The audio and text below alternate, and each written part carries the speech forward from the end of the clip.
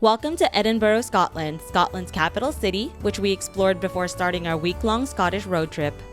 After landing at Edinburgh Airport, we took the Airlink 100 Express bus to get to the city centre. Make sure to like, subscribe, and turn on notifications to help us reach our goal of getting to 1,000 subscribers. There were beautiful views of the castle as we made our way down the route to the city centre.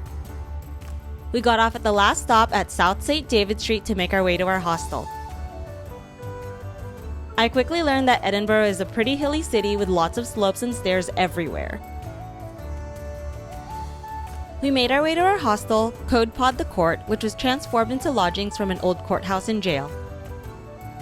It was certainly different from our usual luxury hotel stays, but I couldn't resist the novelty of staying in a remodeled jail cell. We stayed in a private unit that had its own ensuite bathroom. We gained access to the room by punching in an assigned code instead of using a traditional room key. The space was small but functional, as you'd expect from a hostel. Like, instead of a closet, there's just some hangers to hang your clothes on the wall.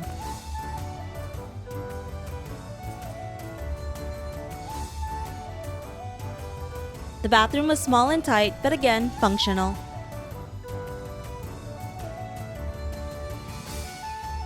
After dropping off our things, we decided to walk around Old Town in search of some dinner. It was quite late, so there were very few options that were still serving food. We settled on Pizza Paradise on Southbridge and weren't expecting much since it was one of the few places open with food. But we were pleasantly surprised, and the food was actually really good with reasonable prices. I had the spaghetti bolognese, and Ryan had the spaghetti zamare. We spent the next day, our only full day in Edinburgh, exploring and trying to see some of the city's main sights. We started by having breakfast at a nearby coffee house and had a full Scottish breakfast and pancakes with maple syrup.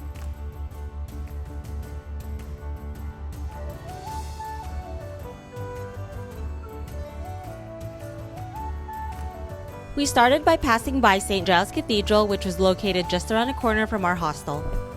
The current building was built in the 14th century and expanded in the 16th century, with several restorations done during the 19th century.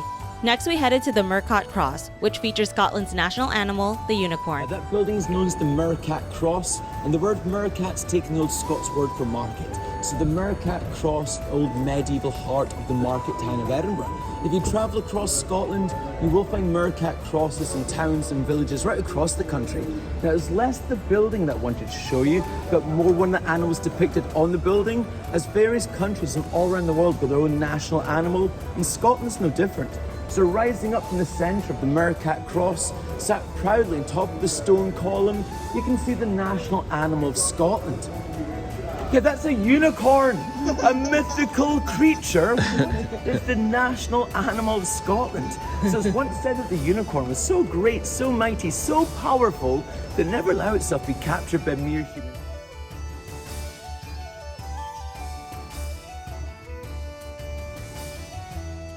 We made our way to Greyfriars Kirkyard, which is the graveyard surrounding Greyfriars Church.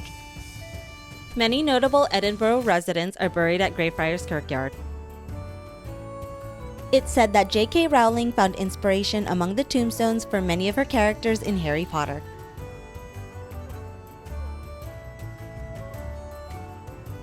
One of the most famous is Bobby, a dog that sat by his owner John Grey's grave for 14 years until his own death 14 years later. Bobby's grave is located just inside the gate of Greyfriars Kirkyard, not too far from his owner's grave.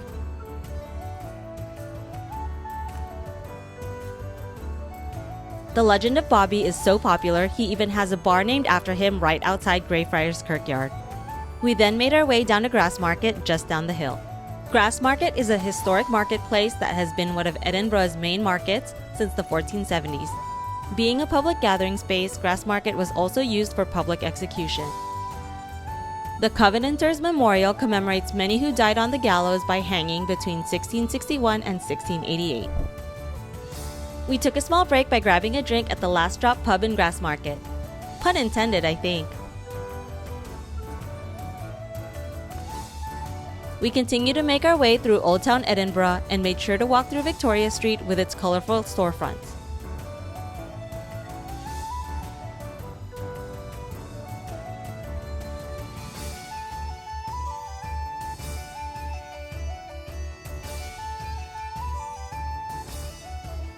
We made a stop at the National Museum of Scotland, which is free to enter and features many different exhibits highlighting Scottish history and culture.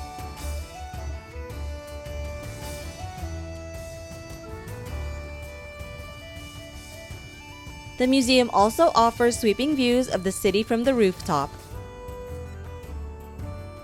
Next stop was the iconic Edinburgh Castle, which sits prominently on top of Castle Rock overlooking the city.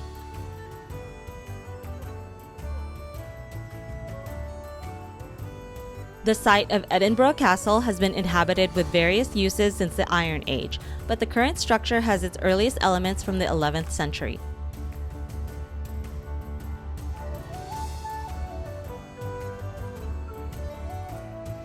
The tradition of firing the 1 o'clock gun dates back to 1861. Crown Square serves as the main courtyard of the castle and dates back from the 15th century. Photos and videos aren't allowed inside most of the buildings and exhibits, so we weren't able to show most of the time we spent exploring the grounds. But the castle definitely has a lot to see and is a must-do on any trip to Edinburgh.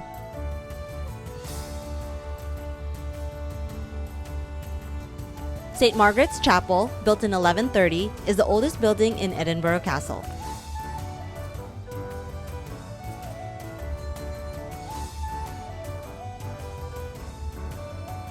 We next made our way to the Prisons of War exhibit. This was kind of what I was hoping our hostel room would look like when I booked it, knowing we'd be staying in a former jail cell. But I guess having it feel like a real medieval jail would be too much for other guests. Knowing me, I'd probably fall out of my assigned hammock if our room was really like this. Upon exiting the castle, we made our way back down Royal Mile to explore more of the city. At least we were going downhill from the castle. Did I mention Edinburgh has a lot of hills? We made our way to Princess Street Garden, which has several monuments and memorials on the grounds.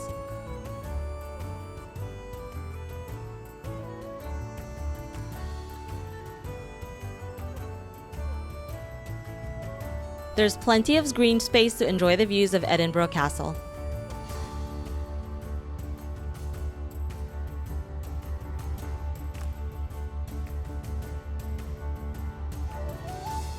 After a long day of walking, it was time for dinner at Macar's Gourmet Mash Bar, an independent restaurant featuring Scottish comfort food that sources from local suppliers. The restaurant is extremely popular and has thousands of 5-star reviews on TripAdvisor and Google, so try to make a reservation ahead of time. The menu features both meat and vegetarian options at reasonable prices. And of course I had to get cider. Thistley Cross is a locally produced Scottish cider that was my favorite of the trip, while Ryan had some Scottish whiskey. Our main dishes were the slow-cooked beef shoulder with horseradish gravy and the char-grilled chicken with whiskey, peppercorn, and mustard sauce. The food here was so good, I would definitely come back if we make our way back to Edinburgh. Overall, we loved our short stay in Edinburgh. It's such a beautiful city that's rich in history and stunning architecture. It's lovely to just walk around and explore, if you don't mind the hills. We hope you liked our video. Leave us any questions or comments in the comment section below, and make sure to like, subscribe, and turn on notifications if you're interested in seeing more of our travel videos. We'll see you next time!